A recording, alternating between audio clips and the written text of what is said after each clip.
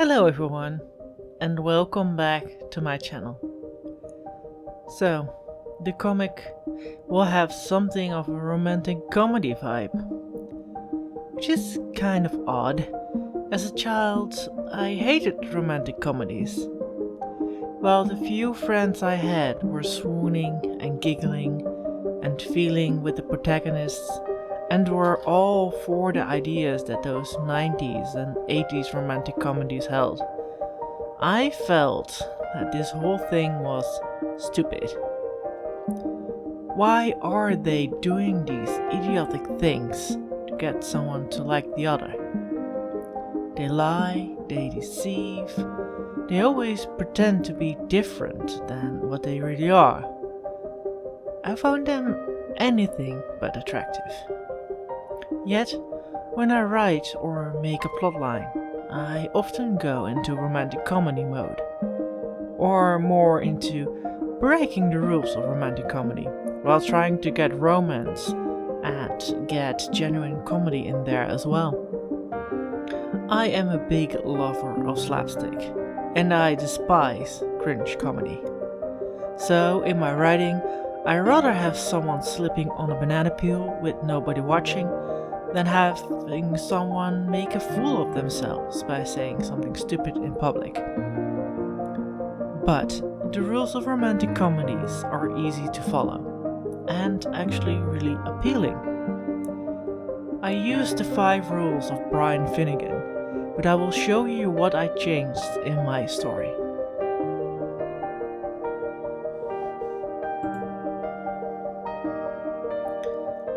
So, if you want to write romantic comedy, fiction, or screenplays, here are 5 hard and fast rules you should stick to.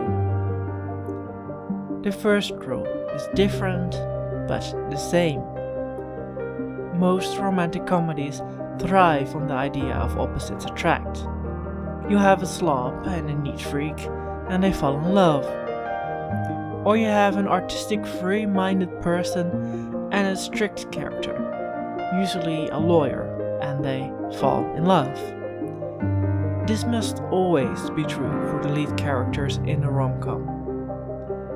Yet, at the same time, both characters must be fundamentally the same as each other. This contradiction creates chemistry. It is this shared love of talking about fundamentals of relationships that will bind them together. So, while there is constant conflict, there's also the harmony of like-minded souls. Which is fun and all, but in my experience, it is usually the other way around. Or one of the persons falls in love with the other because they admire what they do. The neat freak thinks the slob is a slob and does not want to be around this person.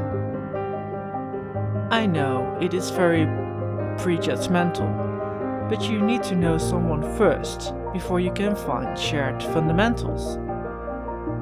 So, in the story of That's Amora, one of the main reasons Amora falls in love with Danny is that, except his dazzlingly good looks and charm, that he is a singer and he's getting more popularity. And as a cat, Amora always aspired to be decent in music, but she always failed. Having someone flirting with her who can actually sing will set her heart on fire. So in this way, they are different but the same, but not in the way described in the rules by Brian Finnegan.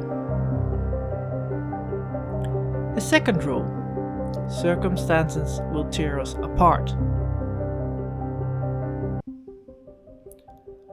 So, not only do these two people need to be opposites or in conflict, there have to be circumstances that keep them apart.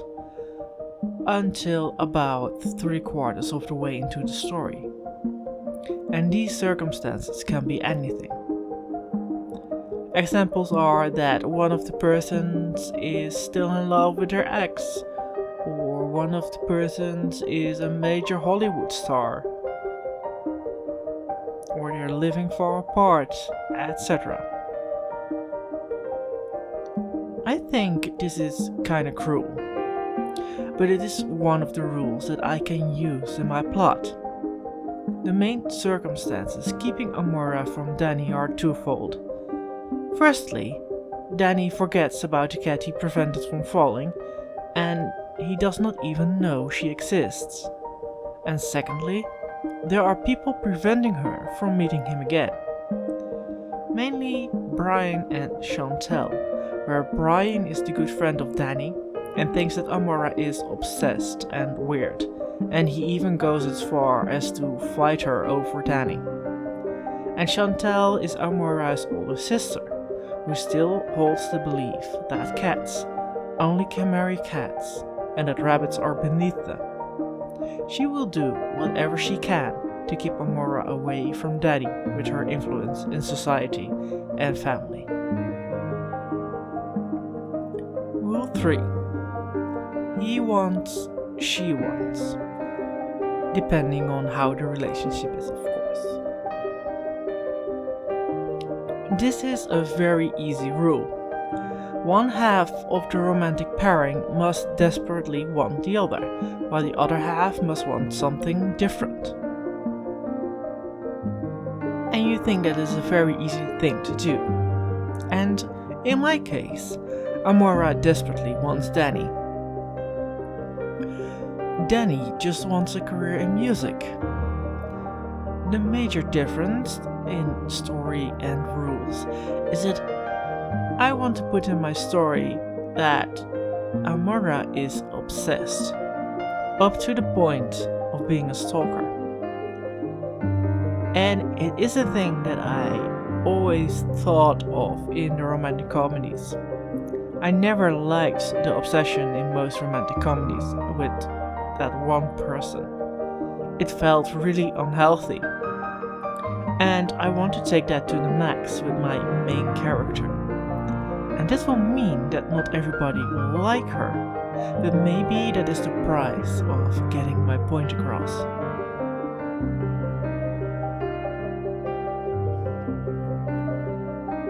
Rule number 4. Turmoil at 3/4.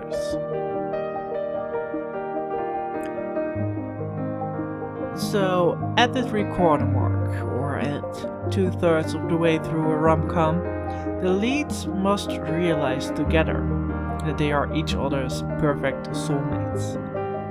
Something I already despise, but that's the rule.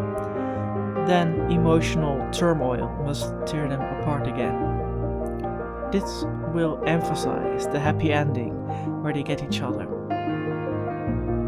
As you maybe have figured out, this rule will not happen in my story. Not only do I want to emphasize that an unhealthy obsession with someone should not be rewarded, I also want to shift the focus slowly to more important stuff. Amora trying to overcome depression, for example, struggling with self-esteem, choosing for what you want instead of what other people expect of you. Important lessons that I want to weave into the narrative. So it will start out as a very over-the-top romantic comedy, but it will get a more serious tone later on. Rule number 5. The learning curve. By the time the leads in a rom-com fall into each other's arms at the very end, either one or both of them will have learned some fundamental truth about themselves and changed for the better to secure their own happiness. I wholeheartedly agree with this notion. However, I usually do not see this much in romantic comedies. Not that I've seen a lot of them, since I never liked that kind of movies. If I look into examples of this, most protagonists learn the same thing, accept the other as they are, and don't go for the idealistic route. Which is fine on its own. People are flawed, and you will find difficulties underway when getting into a relationship. but that lesson is repeated a lot, over and over again, and usually it is the strict person who needs to loosen up. It also never addresses the obsessive nature of the one person who went after the other, nor the lying and pretending to be someone else.